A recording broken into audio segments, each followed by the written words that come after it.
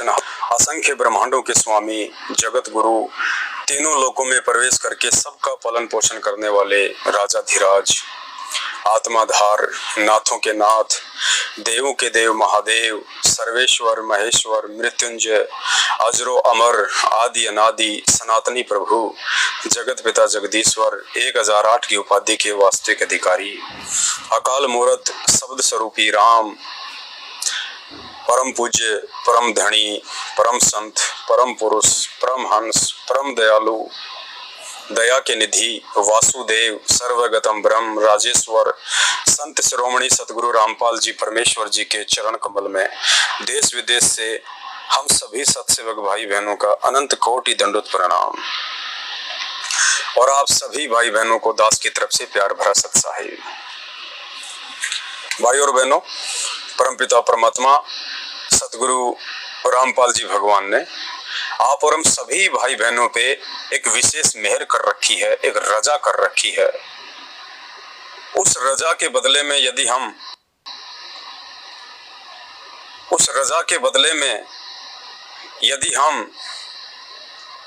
अपने शरीर के लहू का एक एक कतरा भी यदि गुरुदेव के चरणों में न्योछावर कर दें तो भी हम कभी उसका ऋण नहीं उतार पाएंगे।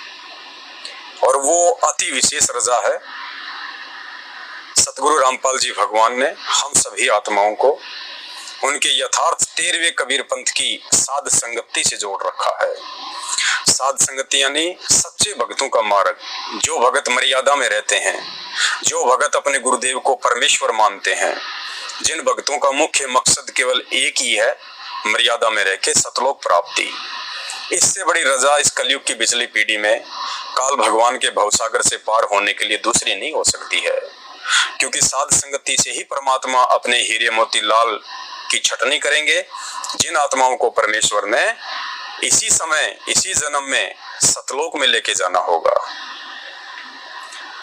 अब इतनी बड़ी रजा यदि वो परमपिता परमात्मा कबीर साहेब आज वर्तमान में सतगुरु रामपाल जी भगवान के स्वरूप में आके हम आत्माओं पे करने जा रहे हैं, तो जाहिर सी बात है काल ज्योति निरंजन वो भी 21 ब्रह्मांड का स्वामी है। उसने भी तप करके ये राज्य प्राप्त किया हुआ है। और उसका मुख्य भोजन कोई आलू टमाटर बैंगन या दाल फ्राई नहीं है। उसका मुख्य भोजन ये विकार हैं जो हम आत्माओं के माध्यम से उसकी तृप्ति करते हैं। तो इतनी आसानी से वो ज्योति निरंजन भी हम आत्माओं को इस काल यहां से निकलने नहीं देगा। पूरा प्रयास करेगा, हर संभव कोशिश करेगा। और उसकी कोशिश में लाखों की संख्या में भगत उसके जाल में फंसेंगे। वो भगत जो गुरुदेव के ज्ञान को आधार नहीं बनाएंगे, वो भगत जो कदम कदम पे गुरुदेव की मर्यादाओं को हल्के में लेंगे। तो परमेश्वर ने मेहर करके ये जो सात संगतियां चलवाई हैं, सात संगतियों के माध्यम से परमात्मा हमें वो दृढ़ता, वो प्रबलता, वो आत्मिक शक्ति देना चाहते हैं। जिस दृढ़ता, प्रबलता और आत्मिक शक्ति के सहारे हम काल भगवान के सिर पे पैर रख के फिर सतलोक जाएंगे। तो इतनी आसानी से सात संगति से आत्माओं को जुड़ने नहीं देगा। और जो आत्माएं किसी तरह से सात संगति से जुड़ जाएंगी फिर उनको दृढ़ होकर भक्ति नहीं करने देगा। जितनी कोशिश काल के जाल से इन आत्माओं को निकालने के लिए आज हमारे पूज्य गुरुदेव भगवान कबीर परमेश्वर सतगुरु रामपाल जी भगवान कर रहे हैं, उससे कहीं ज्यादा प्रयास और कोशिश ये काल भगवान हम आत्माओं को यहीं पे रोकने के लिए करेगा। अब सात संगति से जो आत्मा जुड़ जाती है उसके बाद काल भगवान को विशेष चिंता बन जाती है कि सत्य के मार्ग से जुड़ चुकी इन आत्माओं को मैं कैसे वापस अपने काल जाल में लेके आऊं। और सात संगति से जुड़ चुकी आत्माओं को अपने जाल में फंसाने के लिए उसने पृथ्वी लोक पे जिस शिकारी को तैयार किया है वो शिकारी है सतलोक आश्रम मैनेजमेंट हरियाणा, पूज्य गुरुदेव का कलयुगी परिवार। इन्हीं के माध्यम से परमात्मा उन अज्ञान और मंद बुद्धि आत्माओं को तोड़ेगा, अपने जाल में फांस के रखेगा। जिन आत्माओं की आसक्ति गुरुदेव के परिवार पे होगी, जिन आत्माओं की आसक्ति सतलोक आश्रम मैनेजमेंट हरियाणा में होगी। जो आत्माएं परमेश्वर के ज्ञान को आधार बना के नहीं चलेंगी। तो भाई और बहनों, अब साथ संगति से जुड़ने के बाद आपकी एक नई परीक्षा शुरू होगी, एक नई परीक्षा।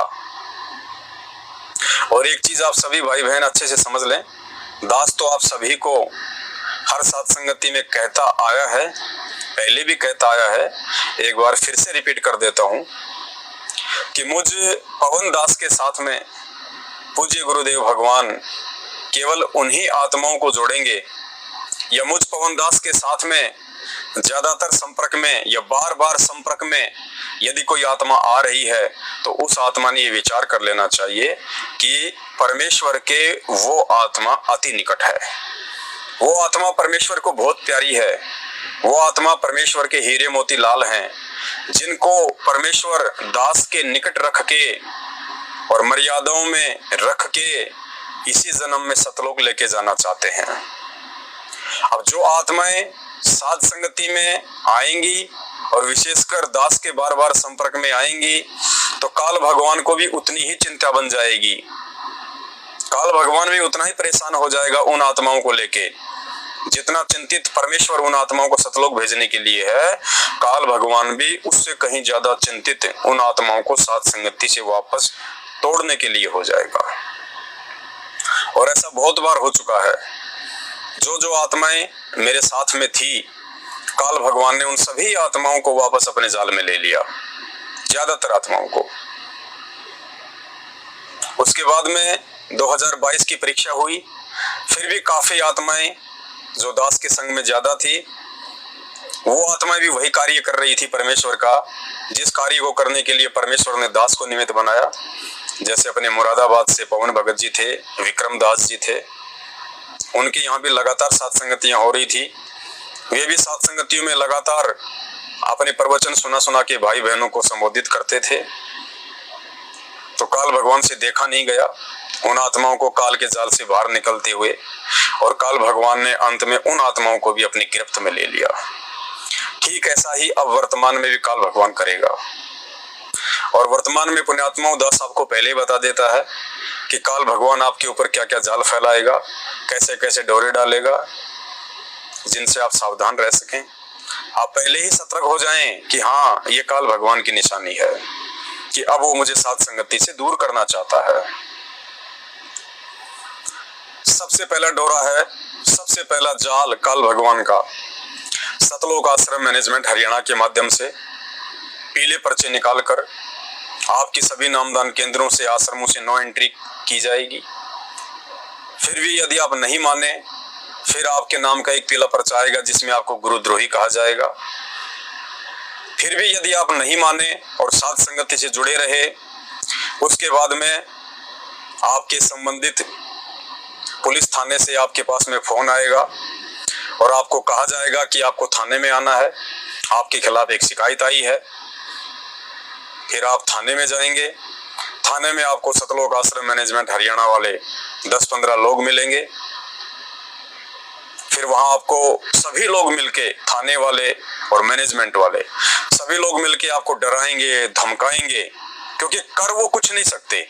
अगर आप दृढ़ रहेंगे, अगर आपको अपने गुरुदेव भगवान पे विश्वास रहेगा तो कर वो कुछ भी नहीं पाएंगे आपका, क्योंकि काल भगवान का मुख्य दाव है आपको डराना, भय पैदा करना।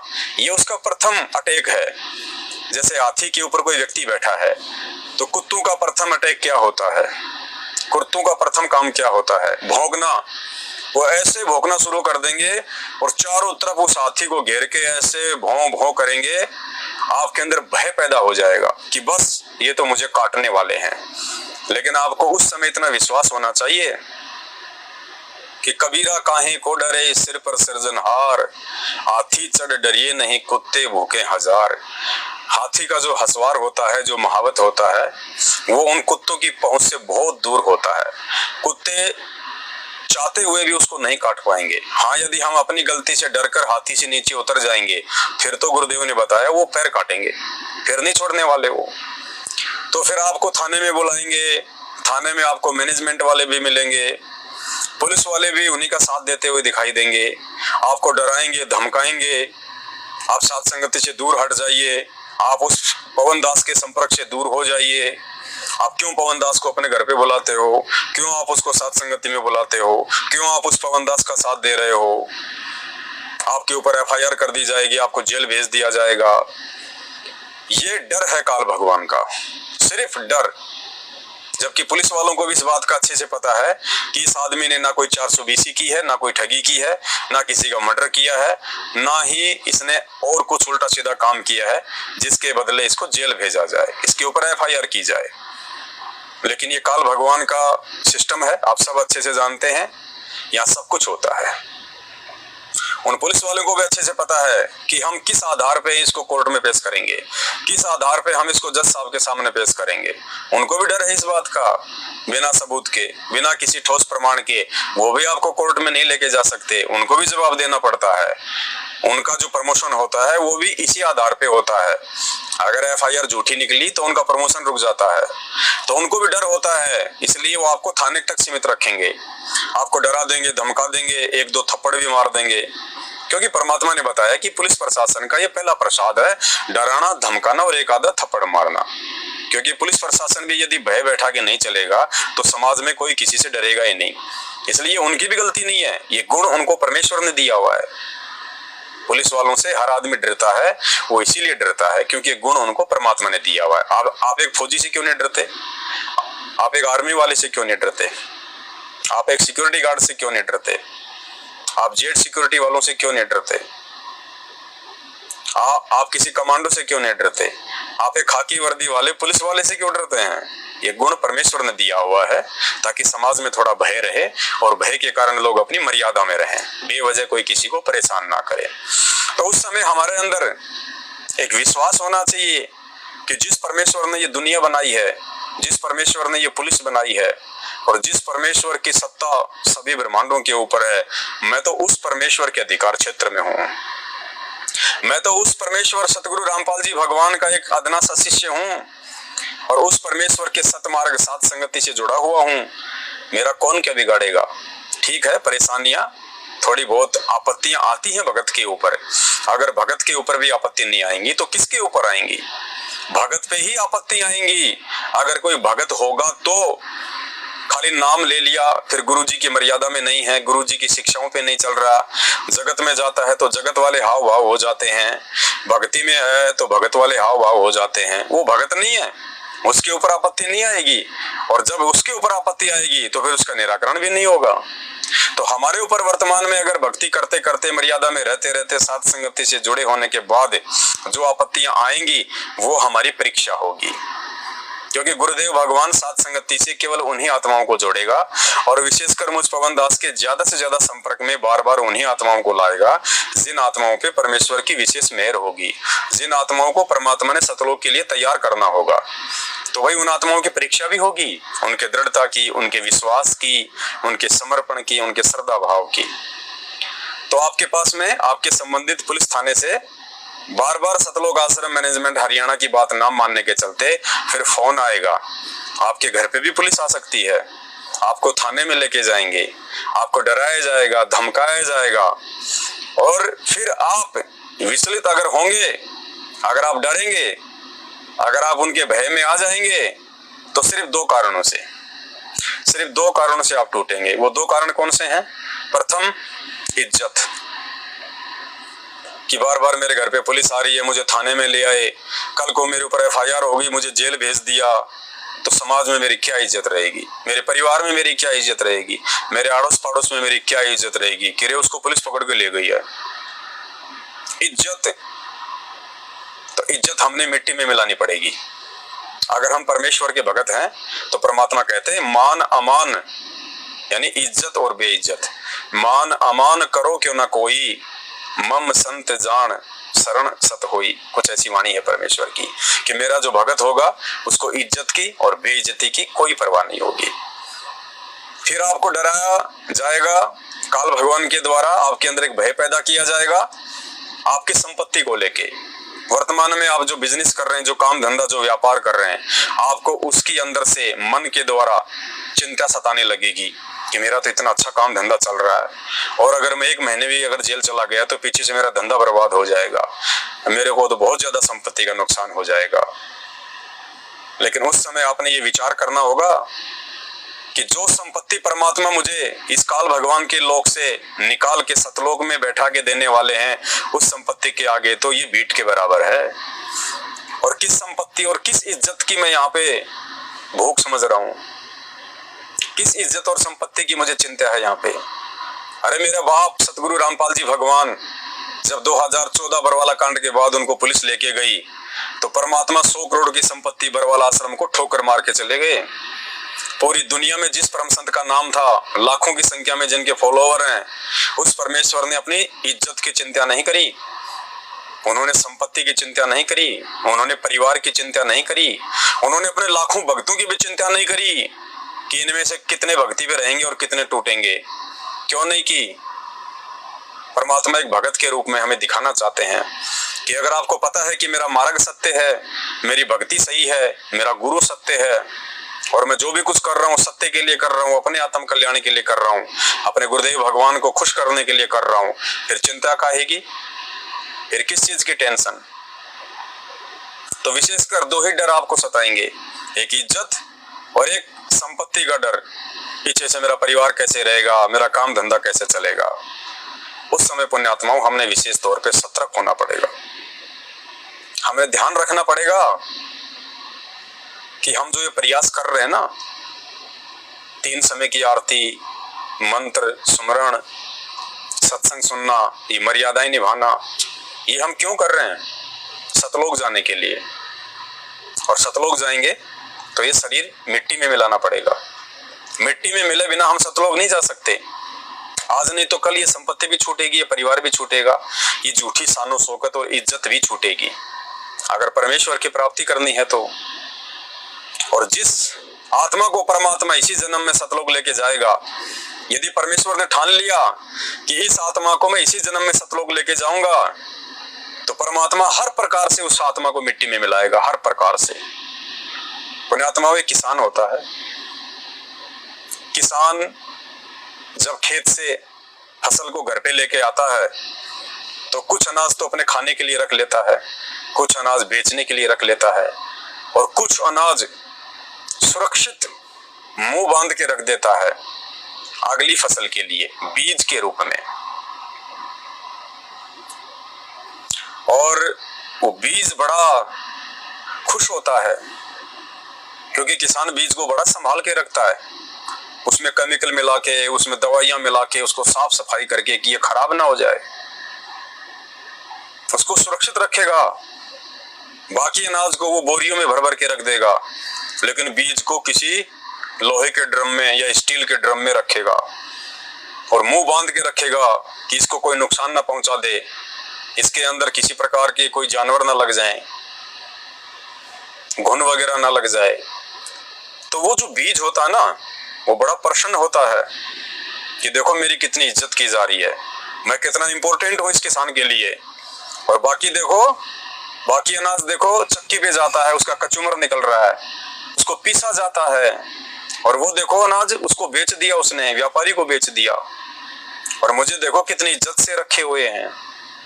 लेकिन उस बीज को पता नहीं कि एक दिन वो किसान तुझे भी मिट्टी में डालेगा।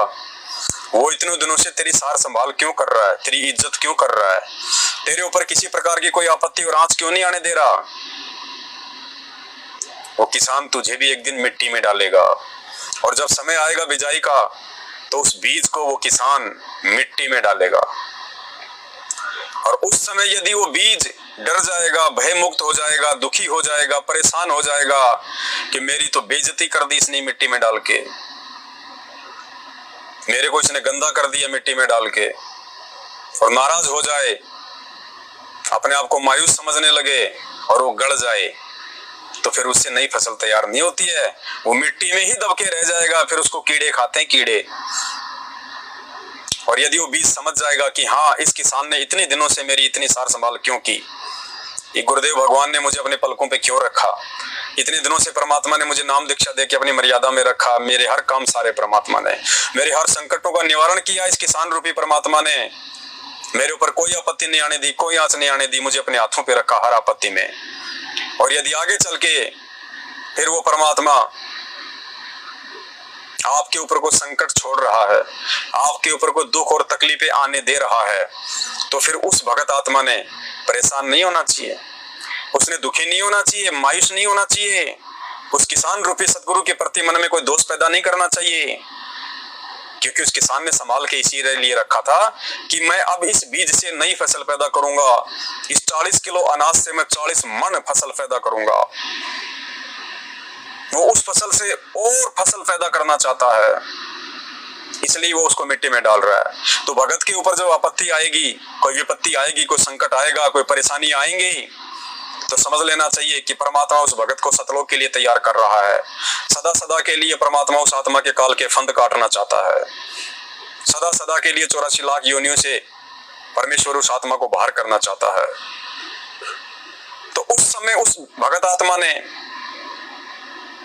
ये विचार करके और कहीं पहले से ज्यादा अपने गुरुदेव के प्रति समर्पित हो जाना चाहिए, और कहीं ज्यादा पहले से ज्यादा श्रद्धा और इज्जत उस आत्मा के अंदर अपने गुरुदेव के प्रति बढ़नी चाहिए। उसको भय मुक्त हो जाना चाहिए कि अब ये मेरी परीक्षा का समय है, मेरा दृढ़ता, मेरे विश्वास, मेरे समर्पण की परीक्षा का समय है।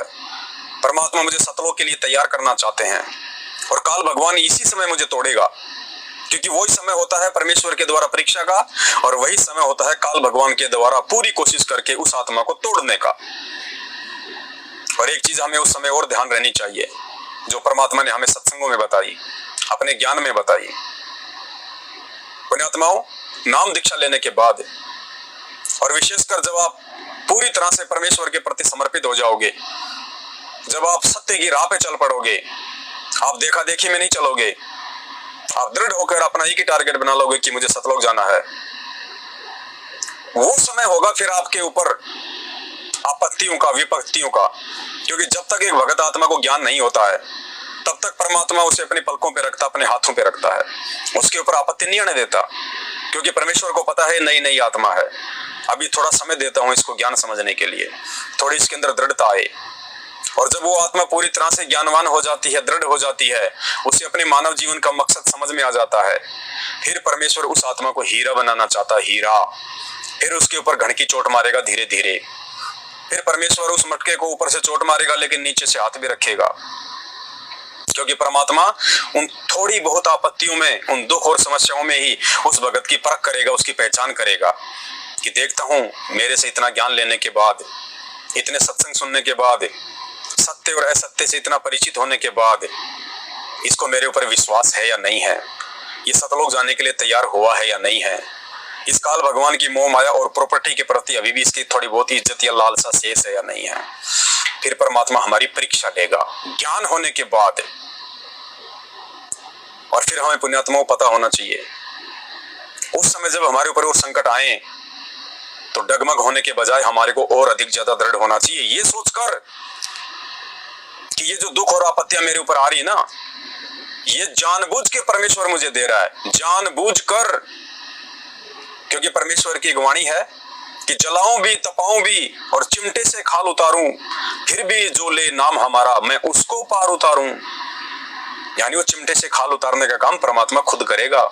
चिमटे से खाल उतारने का मतलब है जानबूझ के परेशानियां देना, दुख देना, थोड़े बहुत संकट देना। कबीर का मारा कठिन है नहीं कायर का काम, इस पर चले कोई सूरमा या आठों पहर संग्राम। तो उस समय हमें ये याद रहना चाहिए कि ये जो आपत्ति और विपत्ति आ रही है ना, ये परमात्मा मुझे जानबूझ के दे रहा है, ये मेरे भाग्य की नहीं है। मेरे भाग्य की आपत्तियां तो परमेश्वर ने सुमरण से काट दी, तीनों समय की आरती से काट दी, अपनी शरण में लेके काट दी कि जब ही नाम हृदय धर्यो भयो पाप को नाश, जैसे चिंगारी अग्नि की पड़े पुराने घास। वो सारी आपत्तियां विपत्तियां मेरे प्रारब्ध वाली तो परमेश्वर ने काट दी। ये वो आपत्तियां हैं जो आने वाले जन्मों में मुझे मिलने वाली थी। ये वो संकट आ रहे हैं मेरे ऊपर जो आने वाले असंख्य युगों में आने वाले थे। यदि आज मैं यहाँ से पार नहीं हूं, यदि मैं आज यहाँ से पार नहीं होता तो ना जाने मेरे और कितने मानव जन्म होते आगे। और उन मानव जन्मों में मेरे पाप कर्मों के चलते, मेरे कर्म और कुकर्मों के चलते मेरे ऊपर जो संकट आने थे, जो आपत्ति आनी थी, जो दुविधा आनी थी, वो सारे संकट, दुविधा और आपत्तियां उन आगामी जन्मों की परमात्मा मुझे इसी जन्म में दे रहा है, इसी जन्म में।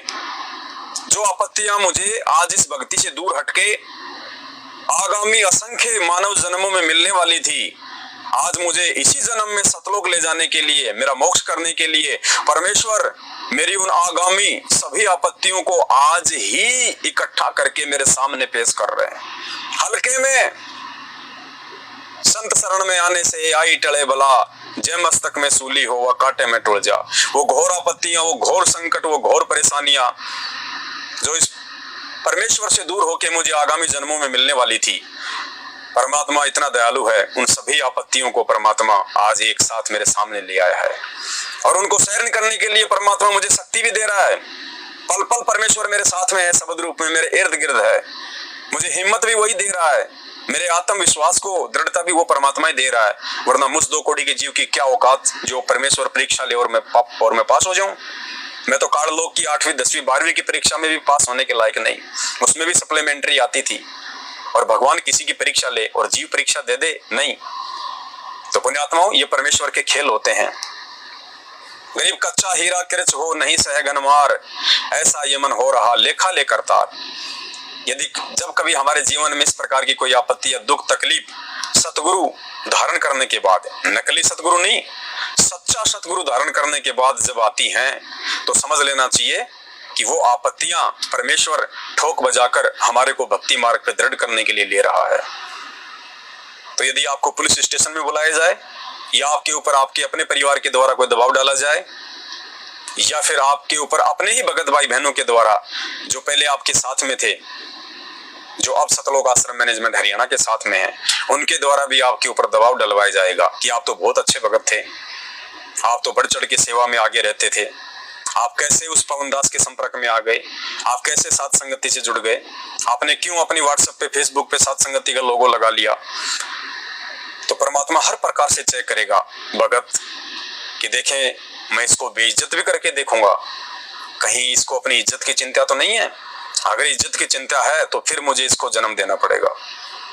परमात्मा हमें डराएगा, धमकाएगा, पुलिस वालों से, रिश्तेदारों से, माँ बाप से, घर वालों से, यानी जो भी हमारी कमजोर नस होगी परमात्मा उसको दबाएगा और चेक करेगा कि इसमें अभी और कितनी कमजोरी है, इसे अभी और कितनी दृढ़ता की जरूरत है। तो पुण्यात्माओं, पुलिस वाले भी उसी परमात्मा के बच्चे हैं, जगत वाले भी उसी परमात्मा के बच्चे हैं। पुलिस प्रशासन का काम है कोई शिकायत करे तो उसको थाने में बुलाना, हमें थाने में जाना चाहिए, कोई दिक्कत नहीं है, और जाके हमने बड़े प्यार से, सम्मान के साथ, ज्ञान आधार से हमने अपना जो पक्ष है वो रखना है। और बेवजह यदि वो लोग फिर भी आपको डराने धमकाने का प्रयास करें तो फिर आपने हार नहीं माननी है, लड़ाई झगड़ा नहीं करना, गाली गलौच नहीं करनी, हमने वहां पे जो है आवेश में नहीं आना, प्यार प्रेम से कहना है कि साहब मैं सत्य के मार्ग पे चल रहा हूँ। संत रामपाल जी महाराज मेरे भी उतने ही सतगुरु हैं जितने की ये शिकायत करने वालों के हैं। और संत रामपाल जी भगवान किसी के घर की प्रॉपर्टी नहीं है, वो किसी के घर का गुरु नहीं है। संत रामपाल जी किसी की पर्सनल जायदाद नहीं है, वे जगत गुरु हैं। जगत गुरु, पूरे संसार को उनकी भक्ति करने का अधिकार है। और यदि फिर भी ये लोग कह रहे हैं कि हम उनकी आरती ना करें, हम उनकी फोटो ना रखें, हम उनके सत्संगों में न जाएं, हम साथ संगति में ना जाएं, तो सब इन लोगों से कह दीजिएगा, अगर ये संत रामपाल जी को अपना घर का गुरु बना के रखना चाहते हैं तो यूट्यूब से, सोशल मीडिया से उनके सत्संग हटा लो, उनके प्रवचनों को हटवा दो। अगर सोशल मीडिया पे उनके प्रवचन रहेंगे तो हम देखेंगे। अगर ये कहते हैं कि हम उनकी फोटो ना रखें तो सोशल मीडिया से उनकी फोटो हटवा दो और केवल अपने अपने घरों में रखो, यदि तुम उनको अपना घर का गुरु मानते हो तो। जब तक उनकी सोशल मीडिया पे फोटो रहेगी, उनके सत्संग रहेंगे, हम उनके सत्संगों में भी जाएंगे, हम साथ संगति में भी जाएंगे। हम ना किसी का हक छीन रहे हैं, ना हम किसी के साथ में जबरदस्ती करते। मेरा अधिकार है, मैं उनका शिष्य हूं और उनका शिष्य होने के नाते अंतिम श्वास तक मैं उनकी पूजा करूंगा, उनको अपना सतगुरु कहूंगा, उनको अपना भगवान कहूंगा। और उनके मार्ग में जहां भी मुझे सच्चाई दिखाई देगी, वो चाहे साथ संगति में दिखाई दे या कहीं और दिखाई दे, मैं अवश्य जाऊंगा और अवश्य अपने घर पे सत्संग रखवाऊंगा। पुलिस आपका कुछ नहीं कर पाएगी, क्योंकि पुलिस को फिर कोर्ट में जवाब देना पड़ता है। क्या जवाब देंगे वहां पे? आप किसी भगत को उसके सतगुरु से दूर कर सकते हैं? आप किसी भगत को उसके सतगुरु के सत्संग सुनने से या उसको सच्चाई के मार्ग पे चलने से दूर कर सकते हैं? नहीं, कभी नहीं कर सकते। उनको प्रमाण देने पड़ेंगे और कोई प्रमाण नहीं होगा इन लोगों के पास में। और वो केवल आपकी परीक्षा होगी। तो उस परीक्षा को आपने कैसे पास करना है, आपने कैसे पास नहीं करना है, ये आप भगत भाई बहनों के अपने ऊपर निर्भर करेगा। देखो, इसमें कोई आपका साथ नहीं देगा। जब परीक्षा होती है तो परमात्मा उस आत्मा के अपने बलबूते पे ही परीक्षा लेगा। उस समय आप सोचो कि ये पवन भगत जी मेरी मदद कर दें, या अन्य कोई संगत का भाई बहन मेरी मदद कर दे, मेरे साथ में आ जाए, मेरे साथ में चले। आप अपने गुरुदेव भगवान के अलावा और आपने जो विश्वास पैदा किया है इस भक्ति से, उसके अलावा किसी दूसरे पे यकीन मत करना। इस दास को भी जेल हुई है, इस दास को भी हरियाणा के बरवाला थाने में जाना पड़ा था। दास के साथ भी सारी नाइंसाफी हुई है। मैं तो किसी को साथ में नहीं लेके गया, मैंने किसी के साथ में जाने की उम्मीद नहीं लगाई। मैंने केवल अपने गुरुदेव भगवान पे विश्वास किया कि ये मेरी परीक्षा है और इस परीक्षा में मुझे अकेले ही पास होना है, क्योंकि जब मैं सतलोक जाऊंगा तो परमात्मा मेरे घर वालों को साथ लेके नहीं जाएंगे, किसी मेरे भगत भाई बहन को मेरे साथ में लेके नहीं जाएंगे। मुझे अगर परमेश्वर ने सतलोक भेजना है, मुझे अगर मोक्ष देना है, तो उसके लिए परमात्मा निजी तौर पे मेरी परीक्षा लेंगे। तो हर प्रकार से आपने अपने गुरुदेव भगवान को अपने साथ में समझना है। और जब ऐसी कोई समस्या आपके ऊपर आए, ऐसी कोई आपत्ति आपके ऊपर आए, भक्ति करते करते मर्यादा में रहते रहते, देखो मर्यादा तोड़ के गुरु पे अविश्वास करके जो आपत्ति आएगी उसमें आपको दुख मिलेगा, आपको तकलीफ मिलेगी, और उस समय भगवान भी आपके साथ में नहीं होगा, आपको अंदर से महसूस हो जाएगा। और यदि मर्यादा में रहते रहते गुरुदेव भगवान की शिक्षाओं पे चलते चलते भी आपके ऊपर कोई आपत्ति आती है, तो समझ लेना ये आपकी परीक्षा है। और उस दौरान परमात्मा पल पल आपके इर्द गिर्द रहेंगे, आपके साथ में रहेंगे। उस समय आपने अपने विश्वास को टूटने नहीं देना है। मत देखना पीछे मुड़ के कि अगर मैं जेल चला गया तो मेरी बीवी का क्या होगा, मेरे बच्चों का क्या होगा। जिस प्रकार वो परमात्मा आज तेरे साथ में और तेरी रखवाली करेगा, उसी प्रकार वो परमात्मा पीछे से तेरे बच्चों की भी देख रेख करेगा, तेरे बच्चों की भी रखवाली करेगा। और ये त्रिकुटी की परीक्षा होगी। जिन आत्माओं को परमात्मा ने सतलोक भेजना होगा सात संगति से जोड़ के, और सात संगति से जुड़ के यदि आपकी इस प्रकार की कोई परीक्षा होगी, तो पुण्यात्माओं ये सत्कर्म मान लेना, ये त्रिकुटी की परीक्षा है, त्रिकुटी की। अगर आज सात संगति से जुड़ के इतना ज्ञान लेके, इतना अपने अंदर गुरुदेव भगवान के प्रति दृढ़ता और विश्वास पैदा करके, गुरु की पहचान करके, यदि आज भी हम ऐसी थोड़ी बहुत आपत्तियों में, संकटों में, यदि अपने परिवार के प्रति सोचेंगे, अपने संपत्ति और जायदाद के प्रति चिंता करेंगे, तो समझ लेना हम त्रिकुटी पे फेल होने वाले हैं। परमात्मा उस आत्मा को यहाँ पे रिहर्सल करवाएगा, रिहर्सल कि देखता हूँ अभी इसकी आस्था किस चीज में है, कार में है, कोठी में है, बच्चों में है, बीवी में है, घर में है, व्यापार में है, किस चीज में है। तो पुण्यात्मा मिट्टी में मिला देना उन चीजों को कि भाड़ में जाए परिवार और भाड़ में जाए संपत्ति। ना जाने ऐसे कितने परिवार आज से पहले मैं भोग चुका हूँ, और आज तो क्या है मेरे पास में, 1 लाख 2 लाख 10 20 लाख या 1 करोड़ की संपत्ति होगी, 10 करोड़ की संपत्ति होगी। और आज से पहले ना जाने कितने जन्म प्राप्त करके मैं राजा रह चुका हूँ। करोड़ों जन्म, कोटि जन्म तू राजा की न्या, मिटी न मन की आशा। करोड़ों जन्म में राजा की भोग चुका हूँ, पूरा देश मेरी संपत्ति था। करोड़ों बार मैं चक्रवर्ती राजा रह चुका हूँ, पूरा संसार मेरी संपत्ति था। तो किस संपत्ति की तरफ देखेंगे हम? दुकान की तरफ, मकान की तरफ, बच्चों की तरफ? वो सब परमेश्वर की है, वो परमेश्वर ने दिया हमारे को, हमारे संस्कारवश। हम कभी भी इस संपत्ति को अपने साथ नहीं लेके जा सकते। परमात्मा कहते हैं तन मन धन सब मेरा, और मेरा मुझको देगा तब कालजा पाटेगा तेरा। एक सत्संग में परमेश्वर ने बताया कि कहने को तो पूरी दुनिया कहती है ऊपरी मन से कि तन मन धन सब तेरा, तेरा तुझको अर्पण प्रभु क्या लागे मेरा। फिर गुरुदेव ने बताया कि ये तो मेरा है ही है, नालायक तेरा नहीं है, तू तो झूठा इसका स्वामी बना बैठा है। अगर आज तू किसी फैक्ट्री का मालिक है तो बता दे तू पिछले जन्म में कहाँ था, पिछले जन्म में फैक्ट्री कहाँ थी, ये किसकी थी। आज तू 100 बीघा जमीन का मालिक बन के बैठा है, तो बता दे आज से 100 साल पहले ये जमीन किसकी थी, और आगे ये जमीन का मालिक कौन रहेगा। ये तेरी नहीं है, तेरे को तो मैंने तेरे संस्कार आधार से दी है। ये संपत्ति सारी मेरी है, ये अंत में मेरे अधिकार में रहेगी। जैसे हम किसी की जमीन को लीज पे ले लें 10 साल के लिए, 20 साल के लिए, तो वो हमारी नहीं हो जाती, हम केवल उसको भोगते हैं। जब तक हमारे पास में होती है हम उसकी देख रेख करते हैं, लेकिन असल में वो हमारी नहीं होती, वो मालिक की होती है, हमने लीज पे ली हुई है। इसी प्रकार मानव जन्म प्राप्त करके हमें जो भी सुख संपत्ति, प्रॉपर्टी, जायदाद, परिवार, धन संपत्ति मिलती है, वो हमें लीज पे मिली हुई है, थोड़े समय के लिए मिली हुई है, उस पर हमारा अधिकार नहीं है। तो पुण्यात्माओं, हर प्रकार से हम आत्माओं ने साथ संगति से जुड़ने के बाद में गुरुदेव भगवान को प्रसन्न करने के लिए दृढ़ता के साथ में आगे बढ़ना पड़ेगा। देखो, ये परीक्षा का समय है। अगर जरा भी हम लोग विचलित हो गए, डगमग हो गए, फिर परमात्मा हमें नहीं संभालेगा। क्योंकि पहली बात तो ये हमारा सौभाग्य है, इससे बढ़ के कोई हमारा सौभाग्य नहीं होता कि परमात्मा ने कलयुग की पिछली पीढ़ी में ज्ञान और नाम देके हमें साथ संगति से जोड़ दिया। और साथ संगति से जुड़ने के बाद जब हमारी परीक्षा होगी तो पुण्यात्माओं, अपने आप को दुनिया का सबसे ज्यादा खुश नसीब और बड़भागी इंसान समझना कि साथ संगति से जुड़ने के बाद जब आपकी परीक्षा होगी तो ये समझ लेना कि परमात्मा त्रिकुटी वाली परीक्षा ले रहे हैं। परमात्मा मुझे त्रिकुटी की परीक्षा में पास होने के लिए रिहर्सल करवा रहा, दृढ़ करवा रहा है। मेरे अंदर क्या कमी है और कितनी दृढ़ता है, परमात्मा इसकी परख कर रहा है। खैर, परमेश्वर तो अंतर्यामी है, उनको तो सब पता है। वो हमें उसकी परख करवाता है कि भाई अभी तेरे अंदर कितनी कमी है और कितनी दृढ़ता है। अगर कमियां हैं तो उन पे विचार कर और अपनी कमियों को दूर कर। और जब तक वो कमियां हमारी दूर नहीं होंगी तब तक परमात्मा बार बार हमारे सामने उन्हीं परिस्थितियों को पैदा करेगा।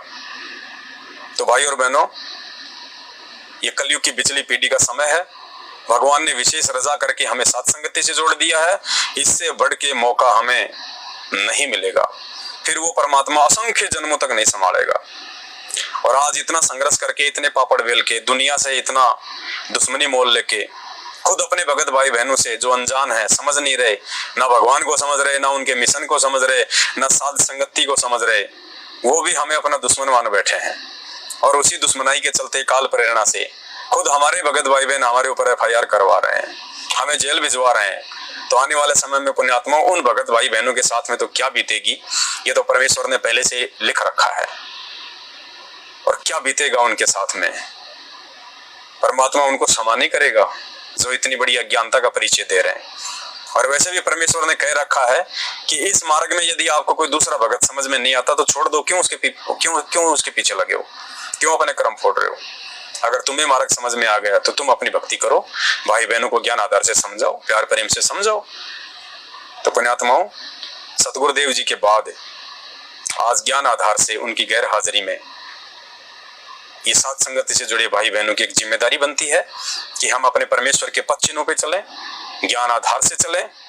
और जो हमारे भाई बहन अभी तक भी काल के जाल में फंसे हुए हैं, सतलोक आश्रम मैनेजमेंट हरियाणा के कुकर्मों में धसे हुए हैं, सतगुरुदेव जी के प्रवचनों को आधार बना के नहीं चल रहे, गुरुदेव के मिशन को नहीं समझ पा रहे, उनको हम प्यार प्रेम से समझाएं। और जब हम परमेश्वर के पथ चिन्हों पे चलेंगे, भाई बहनों को समझाएंगे, संघर्ष करेंगे, सत्य की राह पे चलेंगे और सत्य का साथ देंगे, तो हमारे साथ भी वही होगा जो हमारे गुरुदेव भगवान के साथ हो रहा है। आपको भी वही धमकियां मिलेंगी, वही मारपीट मिलेगी, आपको भी गुरुद्रोही का तमगा मिलेगा, आपको भी जेल जाना पड़ सकता है, आपको भी परेशानियों का सामना करना पड़ेगा। लेकिन ये सोच के कि वो असंख्य जन्मों वाली परेशानियां परमात्मा मुझे आज ही दे रहा है ताकि फिर आगे मानव जन्म प्राप्त करके मैं और ज्यादा दुखी ना हो जाऊं, तो ये सोच के पुण्यात्माओं, प्रेम पूर्वक हंसते हंसते और अपने गुरुदेव भगवान पे अटूट विश्वास करके और बिल्कुल पूरी तरह से मर्यादा में रह के, और हमने इस परीक्षा की घड़ी में आंख बंद करके प्रहलाद भगत की तरह, मीरा की तरह आंख बंद करके ये विष का घुट पी लेना है। और फिर देखने आगामी समय, फिर देखना आने वाला समय परमेश्वर के उन साथ संगत से जुड़े हुए भाई बहनों का होगा, परमेश्वर के उन्हीं बच्चों का होगा आने वाला समय, जो सुख इस पृथ्वी पे इस शरीर में रहते सहते भी परमात्मा उन्हीं आत्माओं को देगा। बाकी को मिलेगा तो उनके संस्कार का मिलेगा और हमें परमेश्वर के कोटे से मिलेगा, हमें परमेश्वर की रजा से मिलेगा, उनकी कृपा से मिलेगा। पुण्यात्माओं, ये नुक्ते होते हैं, नुक्ते ऊपर रिझेगा रे करोड़ कर्म जल जाएं तुम्हारे। तो पुण्यात्माओं, ये हर किसी का सौभाग्य नहीं होता है। ये कोई बिरला ही आत्मा होती हैं जिनकी परमात्मा परीक्षा लेता है। ये बिरले भगत होते हैं जिनको परमात्मा साथ संगति से जोड़ के सत्य की राह पे चलाता है। गुरुपद सेवा बिरला कोई, जहाँ पे कृपा साहिब की होई। गुरुदेव की वास्तविक भक्ति, उनके 13वें कबीर पंथ की भक्ति कोई बिरला आत्मा ही कर पाएगी। गुरुदेव की सेवा कोई बिरला आत्मा ही कर पाएगी। दास गरीब कहर नरलोई, सतगुरु चीन बिरला कोई। सतगुरु को कोई बिरला ही पहचानेगा, और जब कोई बिरला सतगुरु को पहचान जाएगा तो काल भगवान भी उतना ही पीछे लग जाएगा। फिर उतने दुख तकलीफ संकट और परेशानी आएंगी, लेकिन ये समझना चाहिए कि उस स्थिति में भगवान सतगुरु भी उसके उतना ही नजदीक रहेगा। तो आपकी जो परीक्षा होंगी वो परीक्षा आप भाई बहनों ने अपने स्तर पे देनी है। आप ये ना सोचना कि इस पवन दास की एक परीक्षा हो चुकी है, 7 साल से इस पवन दास की परीक्षाएं हो रही हैं, ये जेल भी जाके आ गया, थाने में भी जाके आ गया, मैनेजमेंट ने अर्थात काल भगवान ने हर प्रकार से इसको तोड़ के देख लिया। पुण्यात्माओं, आगे भी दास जेल जा सकता है, कोई बड़ी बात नहीं है, 2 बार जा सकता है, 10 बार जा सकता है। ये तो अंतिम श्वास तक परीक्षाएं होंगी। ये ना सोचना कि ये परीक्षा साल 2 साल की है। जब तक घट में श्वास है और हम परमेश्वर की मर्यादा में हैं, तब तक काल भगवान हमारे को लपेटता रहेगा। वो मौका देखेगा कि ये कहाँ ये त्रुटि, वो मौका देखेगा कि कहाँ ये त्रुटियां कर रहा है, कहाँ इसको नीचे गिराऊं। ये अंतिम श्वास तक की भक्ति है और अंतिम श्वास तक ही इस भक्ति पे संघर्ष है, और इस संघर्ष में कुछ बिरला आत्मा ही पार होंगी। तो दास की केवल इतनी सी विनती है, अपने आप को दृढ़ रखना, संभाल के रखना, अपने गुरुदेव भगवान के प्रति अटूट विश्वास बनाए रखना। चाहे हमारा सब कुछ लुटपिट जाए, चाहे 1 साल की जेल हो जाए, चाहे 1 महीने की हो जाए, चाहे झूठी FIR हो जाए, चाहे कुछ भी हो जाए, झुकना नहीं है। ज्ञान आधार से भगवान पे विश्वास रखना है। परमात्मा पल पल हमारे साथ में है। अगर झुक गए तो काल भगवान की गोद में चले जाएंगे, उसके मुख में चले जाएंगे। अगर नहीं झुके तो परमात्मा और प्रसन्न होगा और आगे बढ़ाएगा हमें इसी जन्म में सतलोक भेजने के लिए। बंदी छोड़ सतगुरु रामपाल जी भगवान की जय हो। सत साहिब।